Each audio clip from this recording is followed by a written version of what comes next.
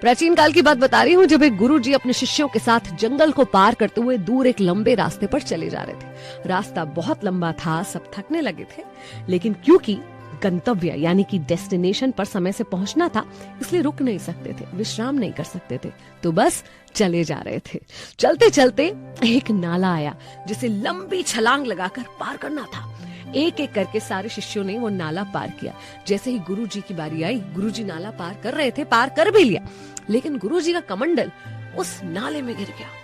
अरे रे रे रे, अब क्या करें? सब लोग चिंतित परेशान बैठ गए अपना सर और माथा पकड़ के कि अब क्या करेंगे, कमंडल को इससे बाहर तो निकालना पड़ेगा।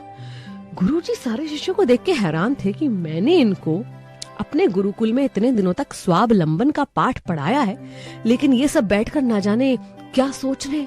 कोई खुद नाले में उतरकर क्यों नहीं मेरा कमंडल निकालने की कोशिश करता? इतने में एक शिष्य उठा। गुरुजी को लगा ये जरूर उतरेगा नाले में और मेरा अच्छा शिष्य होने क्या सबूत देगा, लेकिन उसने कहा, गुरुजी मैं किसी को ढूंढ कर लाता हूँ जो नाले में उतरकर आपका कमंडल निकाल दे। गुरुजी कुछ नहीं बोले। इस सब को भांपता हुआ उनका शिष्य मदन अचानक से आया और उसने नाले में हाथ डाला।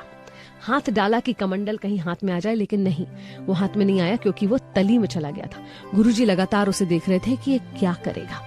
उसके बाद उसने बिना किसी चीज की परवाह किए खुद को नाले में उतार दिया, नाले में कूद गया और जाकर गुरुजी का कमंडल बाहर ला दिया। गुरुजी ने पूछा कि इतना समय किस बात में लग गया?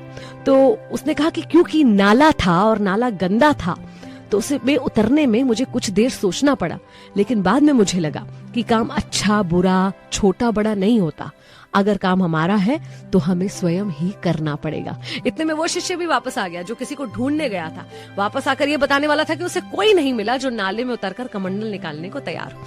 तब उसे पछतावा हुआ कि हाँ, मुझे भी यही करना चाहिए था।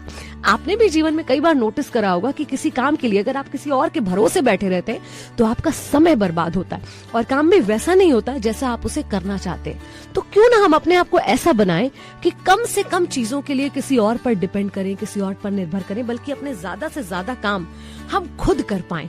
क्योंकि जब हम खुद काम करते हैं तो उस काम को करने का एक सुख अलग होता है, आनंद अलग होता है, उस काम से हमारा जुड़ाव अलग होता है और कहीं ना कहीं हम अपने आप को स्वावलंबी, आत्मनिर्भर